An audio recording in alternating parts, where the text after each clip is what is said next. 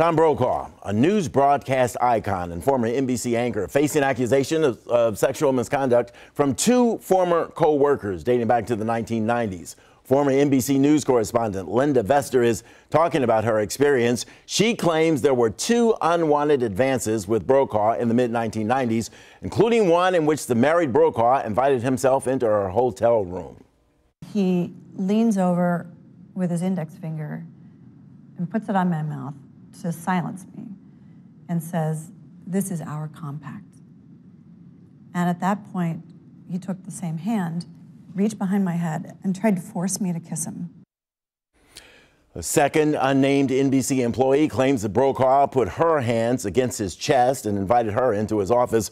Brokaw says no such incident happened. Neither woman reported their allegations back then. Brokaw defended himself today in an email to coworkers. He wrote, "It is 4 a.m. on the first day of my new life as an accused predator in the universe of American journalism. I was ambushed and then perp walked across the pages of the Washington Post and Variety as an avatar of male misogyny, taken to the guillotine and stripped of any honor and achievement that I had earned in more than a half-century of journalism and citizenship."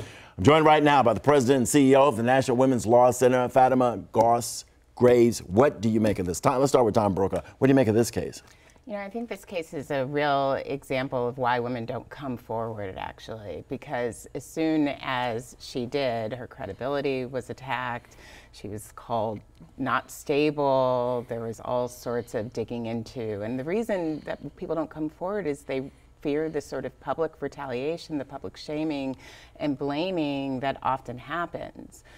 But what's been exciting about this moment that we're in, this really important cultural shift, is that the response hasn't always been the same. Sometimes survivors have been believed, and sometimes the public has shut down that sort of retaliation, shut down that sort of blaming and shaming that is the knee-jerk response. Well, what do you say to those people who say, what about, there are no criminal charges here, okay? Right. Bill Cosby got due process. A jury decided that he was guilty, you know, on 3 counts.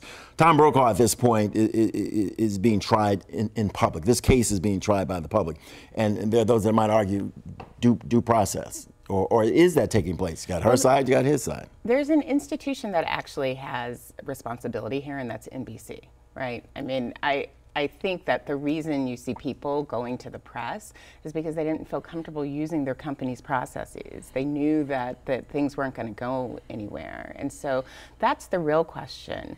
20 years ago, what were the conditions that made it that she did not come forward? And what are the conditions now? That's the question that not just NBC should be asking. That's the question everyone should be asking. And I think she has said the reason why she's coming forth now is because she doesn't trust, even now, the process at NBC. She doesn't trust the NBC management to thoroughly investigate these allegations. And she's not alone, right? That's part of the reason why people are continuing to use the press to provide the sort of transparency and some measure of accountability. It's the accountability that they're not receiving right now at work. Talk to me about Bill Cosby. How important is this case, the first powerful, well-known, famed person to be convicted in the Me Too era?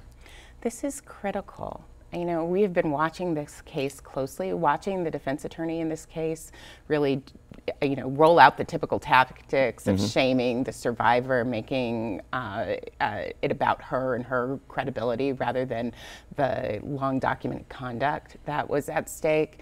And so here, that didn't work. That strategy didn't work at all. And even more important, we were able to really have a conversation about it's possible to see people on your TV screen, to have grown up like I did, watching the Cosby Show, and also that those people can do bad things. What is the message tonight as we sit here to the other businesses out there, the managers in high places, the people charged with the responsibility of making sure these sorts of things don't happen? We are still in the beginning of this cultural shift. And so if managers, if presidents, if CEOs, if boardrooms do not start making the changes that they need to make, they will find themselves continuing to be on the cover of the front page news. And we're not just talking about paying out large sums of money. We're talking about ending up in courtrooms. There are a lot of people who care about this. I think there are legal concerns, but there's also consumers. They're their employees. We aren't going back to where we were 6 months ago. Right. Thank you very much. Thanks so much for having me. Great conversation. All right.